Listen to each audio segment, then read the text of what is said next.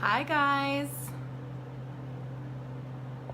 welcome, welcome, welcome.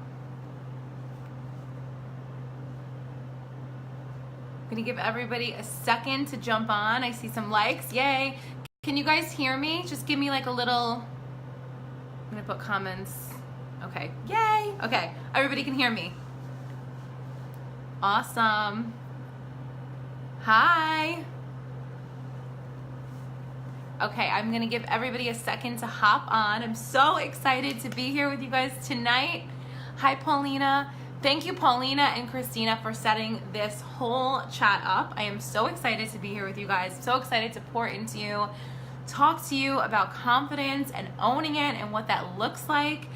And I especially love being here, not just to talk about the book and stuff, but just from the perspective now of being on a Beachbody program, and I'm doing the 2B mindset for those of you that don't know that, and I'm obsessed. I've lost 13 pounds and I love it, and I can still have my rosé, which I'm having right now, so that's been amazing. So I feel like I'm gonna get to actually kind of communicate with you guys from like a very different perspective tonight, which I think will be very beneficial as somebody who is in the personal development space, as an author, and also now as somebody who's involved in the Beachbody community and referring people to the Beachbody programs. I feel like I have like a whole different kind of perspective on what it looks like to truly own it and truly show up and share your story with other people.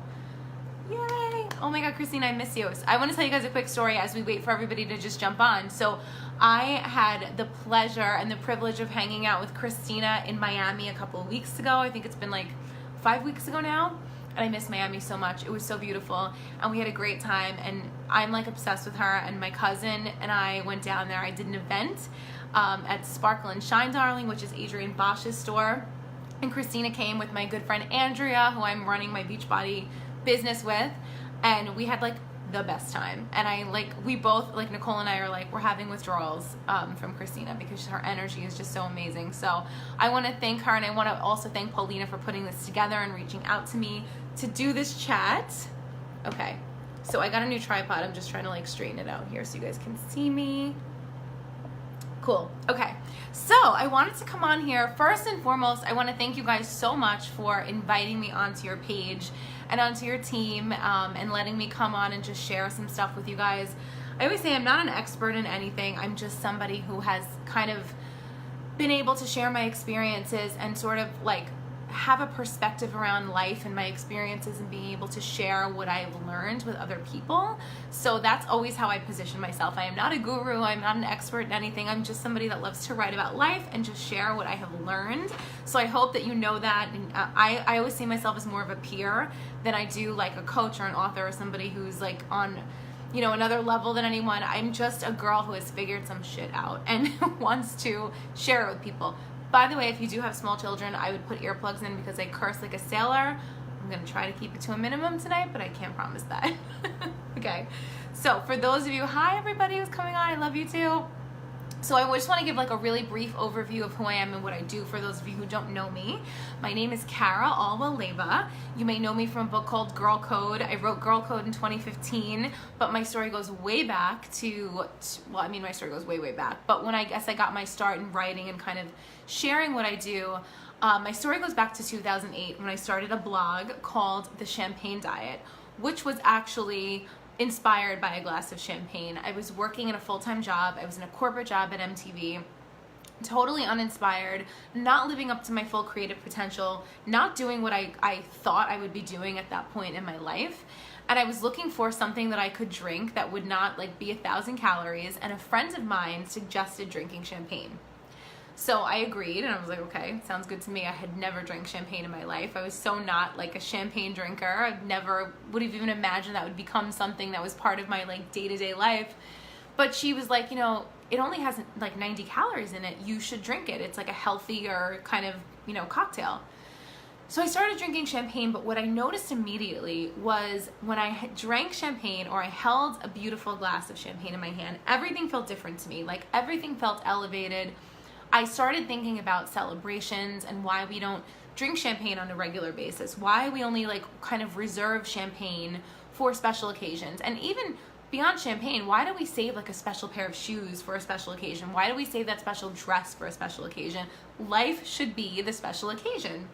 And that kind of became the theme of my world. And I started transforming, and I realized I was unhappy in a relationship that I had been in for 7 years, a very emotionally taxing relationship.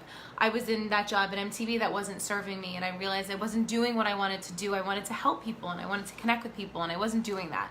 So this glass of champagne just kind of put me on this whole different trajectory that I never expected to be on in my life, and it inspired me, and I started blogging from my cubicle.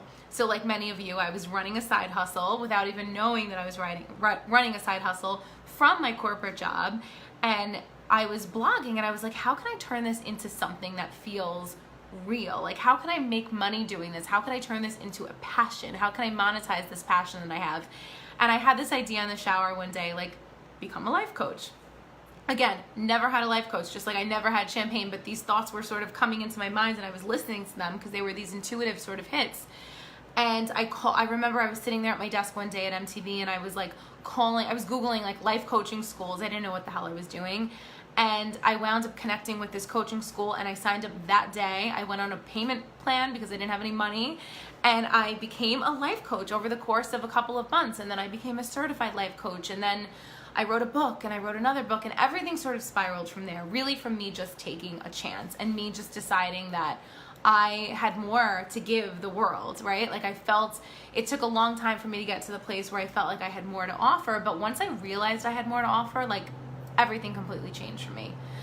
So fast forward many, many years. This was like 2006, and then 2008, and then it turned into 2009 and 2011. I wound up self-publishing my first book, which is known as Sparkle. That book was rejected 19 times by 19 different publishers. I had a crazy road in publishing, and I wound up writing a few more books, and they did okay, and I was kind of like getting my feet wet and figuring it all out. And in 2015, I wrote a book called Girl Code, which a lot of you may know. It became very popular in the Beachbody community. I think that's how Christina and I connected for sure, and Paulina and I, and Andrea and I. And the book just took off. And what that book really taught women is that when we come together and we support each other and we empower each other, we win. But what I realized a few years later, after this whole kind of crazy journey, was that we can't truly support one another if we don't feel confident in who we are. So now, fast forward to 2018, I'm about to release a book called Like She Owns the Place, which is this book right here. It's coming out next week on Tuesday. And this book is really, I think, what needs to happen before we can support other people, before we can get on board with the whole sort of like women empowering women movement and really be able to back each other up. I think we have to develop true sustainable confidence. We have to be able to figure out how to discover who we truly are and really own the place and really own it and own every single thing that we're doing and own every single decision that we're making. So I wanted to kind of like just pop on here tonight and talk to you guys. I was talking with Paulina about how I can best serve you, how I can best inspire you. I live for inspiring other people. Some of you may know my podcast. I've got a podcast called Style Your Mind. And on that podcast, I literally just speak to women. It's like a blog on audio, basically. I don't interview a lot of women. It's mostly me just talking. But my main goal is to help you run a better business and live a better life. And I think until we live a better life, we can't run a better business. I always say the quality of your life is your business card, right? So if you're not doing the things, if you're not aligning with the woman that you want to be, if you're not showing up in your life the way you want to show up, for example, I'm doing To Be Mindset right now. If I'm not eating those foods and I'm not taking care of myself and I'm not having a positive perspective, thank you, Melissa, it's the best podcast. If I'm not having a positive perspective around my body and about the things that I'm putting in my body, I can't sell that program. I can't tell other women to go and get that program, right? So it's all about aligning with who we want to be. So I wrote down 3 concepts that I really want to kind of use as like these main points to get across tonight in this chat, because I think that these are really going to help you guys in your personal journey, whether it's through Beachbody or whether it's just in your life in general, because I think we can all kind of use a dose of confidence. And the first, I actually messaged Paulina before this call. I was like, what should I talk about? Because there's so many stories in the book. I talk about so many personal stories and my journey towards confidence. Confidence is not something that came like this to me. Like, it was not something that came naturally. I struggled for so long just trying to figure out what it looked like, right? Like, I had so many issues, especially growing up. I was always a little bit chubby as a kid. I was always trying to lose weight. I never loved my body. I was never like super athletic. I was never comfortable in my own skin. And one of the things that I always dreamed of doing in my life was dyeing my hair pink. That was like a dream that I had from like high school. And I got to a point a couple of years ago where I was like, I just want pink hair. And I don't have pink hair right now, but it might be pink on Friday because I'm going back to get my roots done. And my hair's been blonde and pink for like the past couple of years. I go back and forth and I jump around.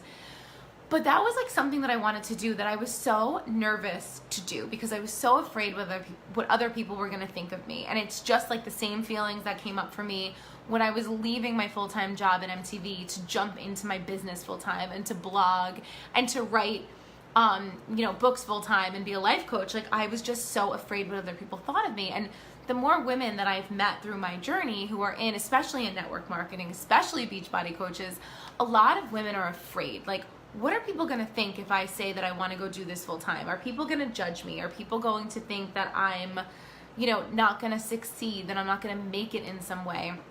So the mantra that I sort of came up with, and again, put your earplugs in if you have children in the room. This mantra is really good. I said it to, oh, Shelby, you did it too? Yes, colorful hair is amazing. I said it to a friend. I was sitting across from her at brunch one day, and I was like, you just have to check your fucks at the door. And that is a mantra that I write about in this book that I have lived by. You must check your fucks at the door. You cannot care what people think of you.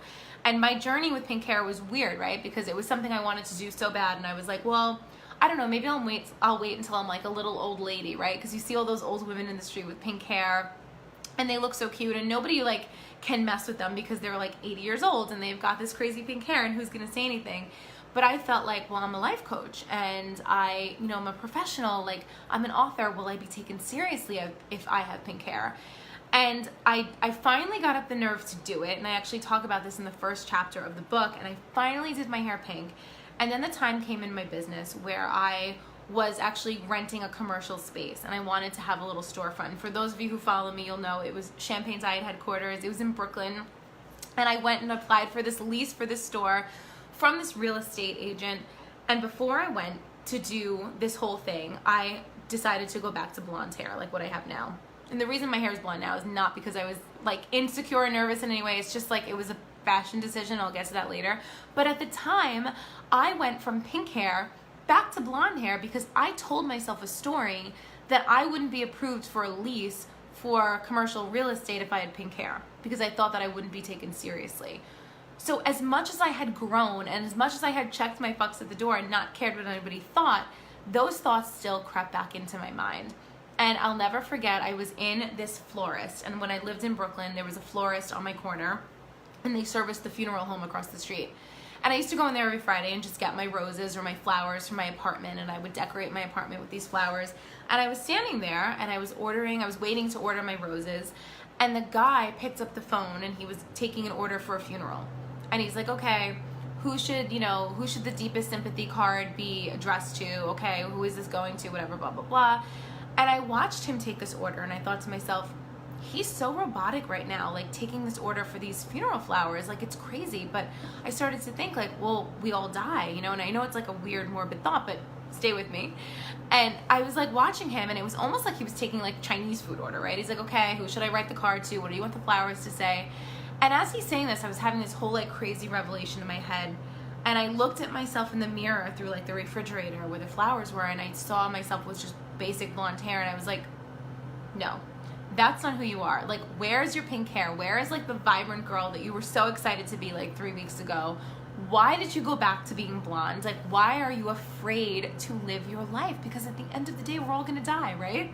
So that moment, getting those flowers, I was reminded about the fact that death is part of our future. So why am I worrying so much about what somebody thinks of me? And it was such a crazy revelation. And I walked outside and I like picked up the phone and I called my hair salon. I was like, I need to make an appointment for like Friday. I'm going back. I want pink hair. So that was an interesting experience for me to realize that at the end of the day, like, nobody really cares. You have to live your life for you, and ultimately it doesn't matter what people think about you. So if you just kind of let go of that feeling of worrying so much about judgment, and that's like literally the entire first chapter of that book. And it's interesting because when I did do my hair pink, like, everybody was commenting on it in the street. Like, I would get stopped by, like, I'd go through airport security and people would be like, the TSA agents would call me over and be like, I love your hair, you know, it looks so cool. And I don't think everybody necessarily like wanted pink hair, but I think they respected the fact that I did something bold and I did something different. And I know in my own life, like, I have always respected and admired people who did something bold in their lives. And I love music, and I think about the artists that I love, right? Like, I love Prince, I love David Bowie, I love Madonna, and those are people who have always reinvented themselves and just put themselves out there and like truly not giving a fuck about what anyone thought of them. And that's just something that I just have incorporated in my own life. And the reason my hair is blonde now is just really honestly because I just wanted to match my clothes better, because when you have pink hair, it's like you sort of are limited to like wearing all black like certain colors, and I couldn't, like, tan and khaki and brown and gold was like clashing. So I'm blonde now, probably winds up being pink again in a few days because that's just who I am. And my hair is like pink on the cover of this book. And it was just a life-changing thing for me. And there's just been so many other times in my life where I've taken a risk and I've done something different, and the rewards have just been absolutely incredible. So that is like my first piece of advice for you guys. Like, truly don't care what people think of you. If you're like struggling right now and you're like afraid to put yourself out there, you feel like somebody's gonna judge you in some way for doing what you do, whether it's your coaching business or it's dyeing your hair a crazy color or it's moving to a new city or it's just doing anything, like, just let it go. We are all gonna die at some point. There's gonna come a time in all of our lives where we get to look back. And do you want to look back and say, I held back on everything that I truly wanted to do? I was so afraid, I was so nervous, I was putting my, you know, potential happiness in somebody else's hands? Or do you want to say, like, I lived a fucking incredible life and I did every single thing that I wanted to do? So those are my thoughts on that. I also want to talk to you guys about another main theme throughout this book, and I think you guys will relate to this: vulnerability.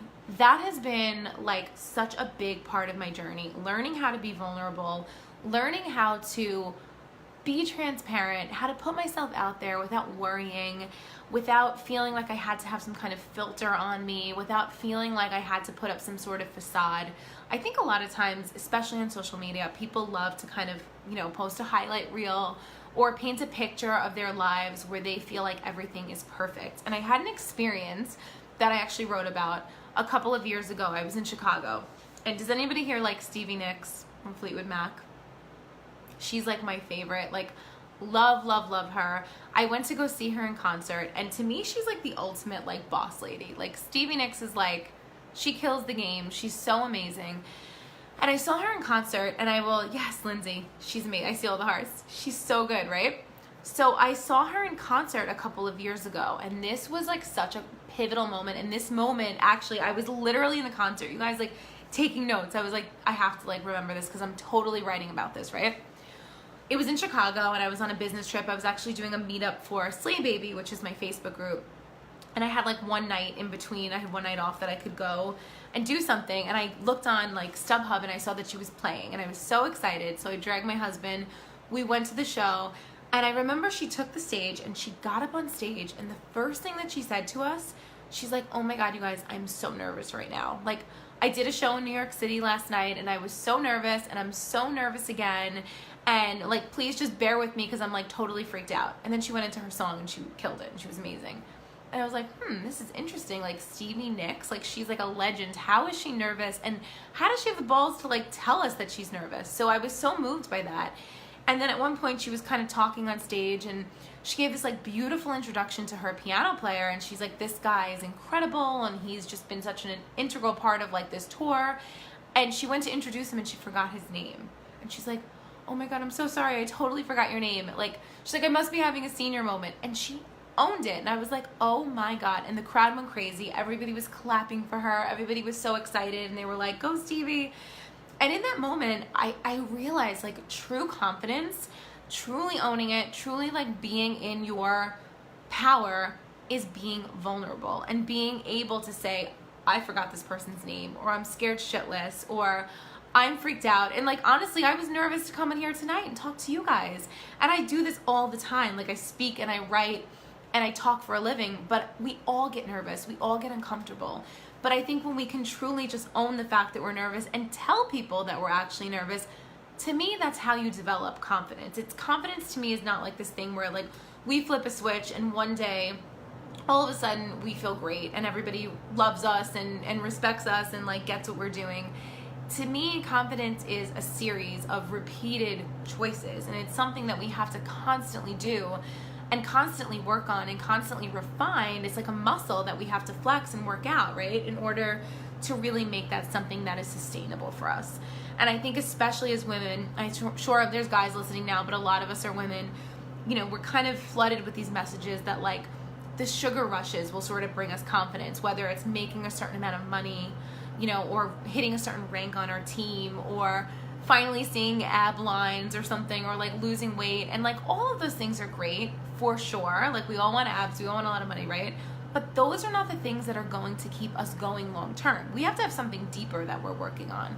So for me, confidence is just something that I am able to tap into in all of those little moments, whether it's just telling someone I'm fucking freaked out to do this right now, or I feel like a fraud, I feel like an imposter, but I'm gonna do it anyway, or, you know, I'm so nervous to dye my hair pink, but I'm gonna do it anyway. So if you guys take anything from this conversation, like please know that we all struggle with this stuff. We all get freaked out. We all don't know what we're doing half the time.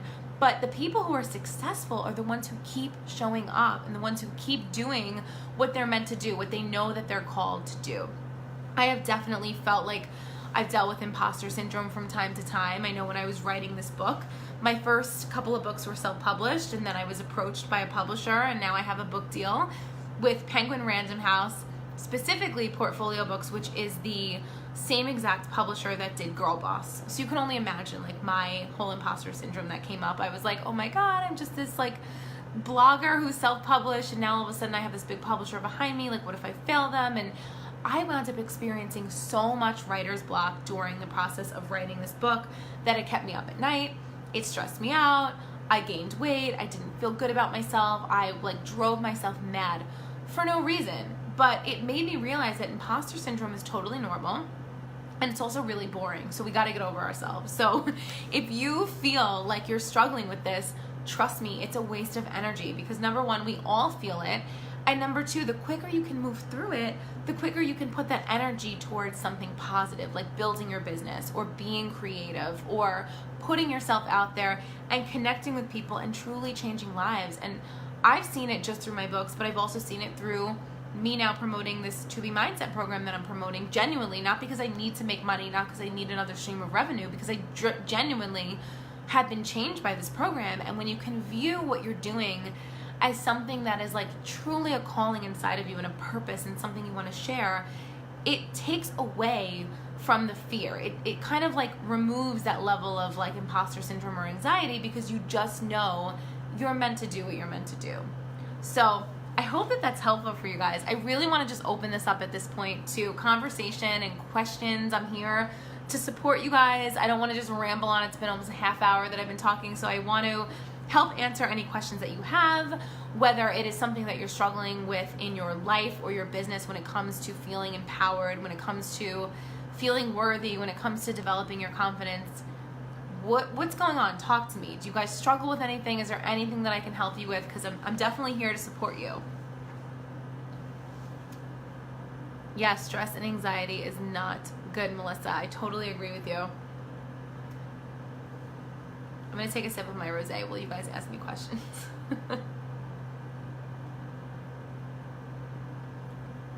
Brandy said, be changed to be the change. I love that. That is so true. We have to be a living, breathing example, right?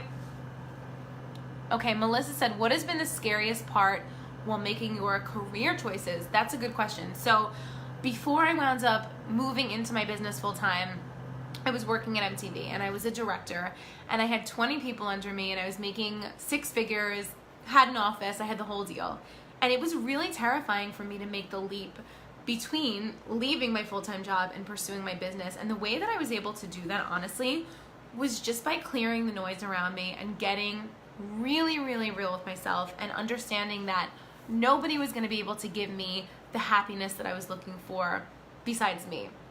And again, it was scary. I was making some money in my coaching practice and some money on my books, but really nothing even close to what I was making at MTV. And I remember I was like Googling, like, how much money do you need to make to leave your full-time job? And you know, nobody could give me that answer because it's such a personal answer. And finally I had to just cut the cord. And I remember I worked on the 48th floor. My boss was on the 47th floor, and I would walk up and down the staircase. Like the whole week before I quit, I would go down the stairs and then I'd run back up the stairs. And then I'd go down the stairs and I'd run back up the stairs. And finally one day I just opened the door and I walked in his office and I was like, it's now or never. And I always, again, like not to sound morbid, but I always remind myself that life is so short and tomorrow is not promised. And if you do not take that chance and you do not make that move, you're selling yourself short. And the second that I made that move and the second I quit that job, I made like double what I was making per month at MTV in a 6-figure job through my coaching practice and through my books, because I removed that energy block that was holding me back from being able to do it. So I hope that that's helpful. Patricia says, can you tell us what a breakthrough felt like for you? Oh my gosh. Well, so many breakthroughs I feel like I've had. Let me try to think of a good one. I feel like doing my hair pink was a big breakthrough for me. That was a moment where I was forced to physically like change myself in some way. You're welcome, Melissa. I was forced to physically change myself in some way where people were going to notice. People were going to take notice of my style and my look and my whole kind of vibe. And I was forced to have conversations with people who were like, oh my God, you have pink hair. That's so cool. Or that's crazy. Or why did you do that? That was a big breakthrough. It was pushing past a comfort zone. It was doing something that felt so uncomfortable to me, but I knew was something I really, really, truly wanted to do. So that's one for sure. There's so many, but that's like the kind of top of mind one. Okay, Shelby says, what would be your advice for someone who has this opportunity at 25? Like, I'm so scared, but I know I can create an amazing life. Shelby, do it now. You're 25. That's a beautiful thing. That's so amazing. Like, I don't think there's a time limit at all for when you can chase your dreams. I feel like I'll be chasing brand new dreams when I'm 80, God willing. But you're 25 years old. Like, go for it. You have the whole world ahead of you. It's amazing. You're healthy. You're young. Like, do it and do not be afraid. Like, I think that's something else that I want to point out. Like, we're always learning. We're always evolving. We're always growing. When I look back at my blog, when I first launched my blog in 2008, 10 years ago, which is so crazy, I could cringe at the way that blog looked. Like, that blog was so not what it looks like today, but I had to start somewhere. Even when I read Sparkle, Sparkle's my first self-published book, and I'm proud of that book. But when I went and I just did an audiobook recording of it a couple of months ago, and when I went in to read it, I was like, whoa, like, I've grown so much as a writer. But if I would have never put that book out there, I wouldn't know what my path has looked like. I wouldn't have been able to physically see the evolution. So just do it. You are never too young. You're never too old. Just do it. Okay. Paulina, can you share about vision and daily affirmations? Yes. Oh, that's such a great question. So every single morning I wake up and I do an affirmation and I do a visualization. I set an intention for myself for the day. And I love visualizing because to me it's like, I look at visualization as like creating a movie in my mind of what I see happening for myself, of what I want to happen. And when I was actually leaving MTV, I think I wrote about this in Girl Code, I was leaving my job at MTV and I had to wake up every single morning and picture what my new life was going to look like. And that was a practice that I got into and then I got really good at. And then I started seeing all of these things actually come to fruition. It was like wild, like down to like the seat that I pictured myself in on the airplane, like flying to a new city to go do like a news appearance, a TV appearance or something. So visualization's important for me. I'm not the best person at meditating, I'll be honest. I know everybody talks about meditating and I really try to do it. But to me, like visualizing is sort of my own version of meditation. I put on music or I just like lay in bed and I've really been able to make that a part of my day-to-day. I love affirmations. I write my own. In this book, actually, I have little power mantras at the end of each chapter. I'll try to find one for you guys. So like here, like you can see that I actually have like little questions and stuff to ask yourself, and then I have a little power mantra. Like this one is, I choose love over fear. I show up for myself and trust that I have everything that I need. So I give you guys a little mantra, and then I actually encourage you to write your own. And I think that's such a great part of personal development, empowering yourself to be able to come up with a little personal motto and something that kind of gets you through those moments where you start to feel nervous or you start to feel scared.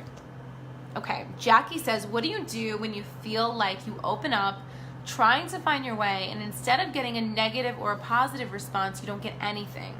No support either way. From a business perspective, should you try something new? Should you keep it up? Okay, so here's something that I learned early on, Jackie, and for everybody listening, and reminder to myself, you cannot depend on anybody to support you.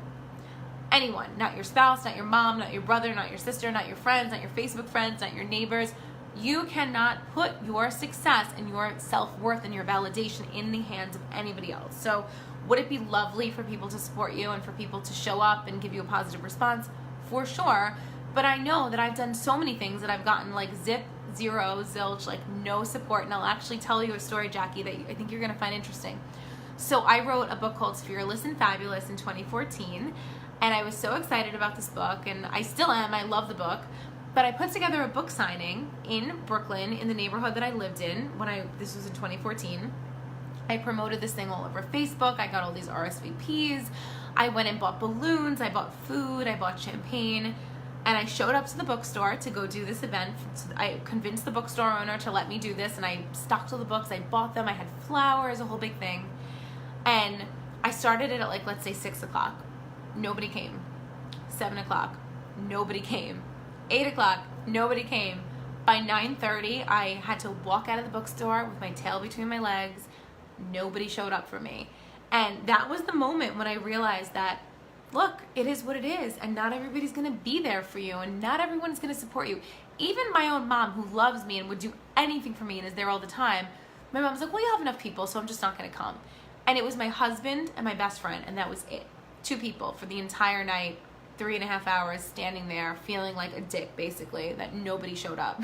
So my point is, you can't expect people to be there, and sometimes they're there, sometimes they're not. When they're there, it's great, but at the end of the day, it is what it is. And you know what? A couple months later, I did a book signing in Manhattan, and I had like a sold out group, like literally hundreds of girls were there, and it was incredible. So, okay. Jackie, I completely relate. Oh, thank you. Yay. All right, what else can I answer for you guys? I want to help. Anything that you want to know. It doesn't even have to be related to confidence, like whatever you want to chat about, I'm here.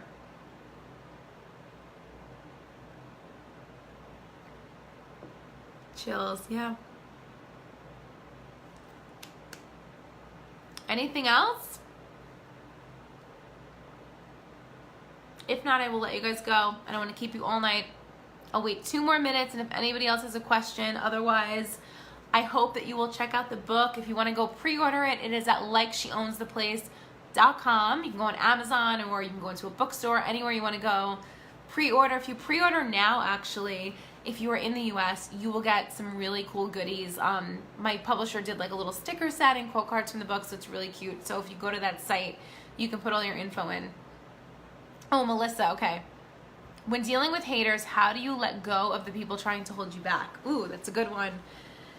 Shelby, yes, audiobook will be out. You can also pre-order the audiobook as well. So audiobook, hardcover, which is this book, and then the ebook will all be out the same day.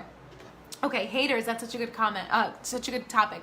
So what I do when it comes to haters, I sort of just let it go at this point. I used to get really offended. I used to take it so personally. I felt like it was me. I felt like I was doing something wrong. I felt like it was the worst feeling in the world, because who wants somebody saying something negative about you? So there's 2 ways to deal with haters. When they happen online and they are leaving comments on your page, or they are harassing you in some way, rather than comment back, now I just delete their comments and I move on and I block them. If it is somebody in real life that's a hater, I actually talk about this in the book. Toxic people must be cut out. There are ways to change the conversation. There are things that you can say to those people to make sure that, you know, you are not kind of getting involved in those conversations of negativity. I always say that I'd rather be with people who talk about dreams than people who gossip about other people. There's a big difference in those conversations, so you have to be really mindful of that. But if somebody doesn't want to see you win and somebody's not on your team, you got to take out the trash. It is how it is. It doesn't matter if it is a family member or a friend. It just has to be done. Oh, Yvette just started Style Your Mind. Thank you. Oh, I love it. Paulina asked me, how do you get out of your own way? That is a great question. I think, again, it comes down to imposter syndrome and realizing where are you spending your energy, right? Are you spending your energy being in your own way and preventing yourself from having these incredible experiences and changing people's lives? Could you be spending that energy on something better and helping people? So it's just really checking yourself and constantly checking yourself and realizing that we are our own worst enemy most of the time. So if you can just sort of move past that and realize that you could truly be spending that time doing something so beautiful and amazing in this world, I feel like that's like the ultimate way for me to kind of like move past it. Yes, Yvette says, in my opinion, haters are usually people who are having their own issues. It's not about us, but it's about them. So true, Yvette. I could not agree more. Thank you, Jackie. Yes. Cutting out haters is on my to-do list. I agree with you. It's just so important. And it's, again, it's not about you. It's about them. Hurt people hurt people. So if somebody is coming into your world and spewing hate on you, it has everything to do with the way they feel about themselves. Honestly, I send them love. And it's so hard sometimes because they say really mean things. But you have to just send them love and realize that they're going through some serious stuff. And there's nothing you could do that's going to pull them out of that. You can't convince them to like you. You shouldn't even bother to convince them to like you. It's just out of your hands, and you kind of have to like let them go. And if somebody is purposely hurting you, again, like I give so much like language in this book on like how to like change a conversation and like move on from that. I think you guys will get a lot out of it. All right. I have time for one more question if anybody has anything that they want to talk about, and then I'm going to hop off and let you get back to your night. Anything else?